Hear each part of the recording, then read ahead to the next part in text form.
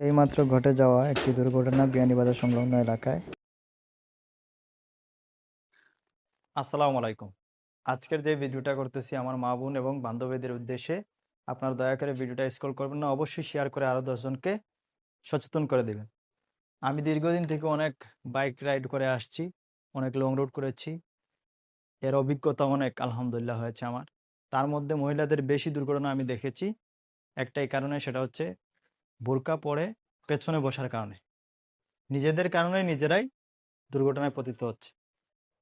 তার বাস্তব উদাহরণ আজকে আমি বিয়ানীবাজার সংলগ্ন এলাকায় একটা মহিলার অবস্থা খুবই খারাপ হয়ে গেছে।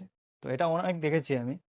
আজকে আমার উদ্দেশ্যটা হচ্ছে যাতে করে আপনারা এটা থেকে শিখেন এবং আপনারা সচেতন হন কিভাবে এটা ব্যবহার করবেন। ধরেন এই যে লুঙ্গি পরা, হাসতেছেন হয়তো, এই লুঙ্গিটা ধরেন সাপোজ আপনাদের বোরকা, এই বোরকাটা কিভাবে পরে আপনারা এই পিছনে বসবেন সেটার নিয়ম আমি দেখাচ্ছি।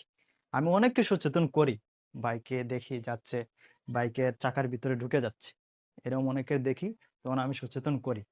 বাট সবাইকে তো এক এক করে আমি সচেতন করতে পারবো না, কিন্তু এই সোশ্যাল মিডিয়ার মাধ্যমে সবাই সচেতন হতে পারবে ভালো। ধরেন আপনার এটা বোরকা, এই বোরকাটা পরে আপনি কি করলেন, এইখানে উঠলেন, ওঠার পরে কি করে সবাই এইরকম করে কি করলো, এরকম করে এই রেখে দে, রেখে এরকম দে। তারপরে হয় কি, বাইকটা যখন চলে অনেক স্পিডে, যখন চলে বাতাসে করে কি এটা এদিকে চলে যায়, চলে গিয়ে আস্তে আস্তে এরকম বাইকের ভেতরে ঢুকে যায়।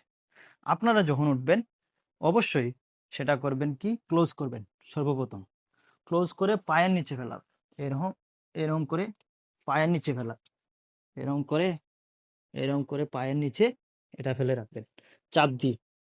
তাইলে হবে কি, বাতাসে আর এদিকে নিতে পারবেন আপনার পায়ের চাপের কারণে। অবশ্যই পায়ের নিচে আপনাদের বোরকাটা বা শাড়ি বা আপনার ড্রেস যদি লং ড্রেস হয়ে থাকে সেটা অবশ্যই পায়ের নিচে রাখবেন, পায়ের নিচে চাপ দিয়ে রাখবেন যাতে করে বাতাসে এদিক ওদিক না নিয়ে যায়, চাকার ভিতরে না ঢোকে। ভালো থাকবেন, ধন্যবাদ। শেয়ার করে সবাইকে সচেতন করে দিবেন। আল্লাহ হাফিজ।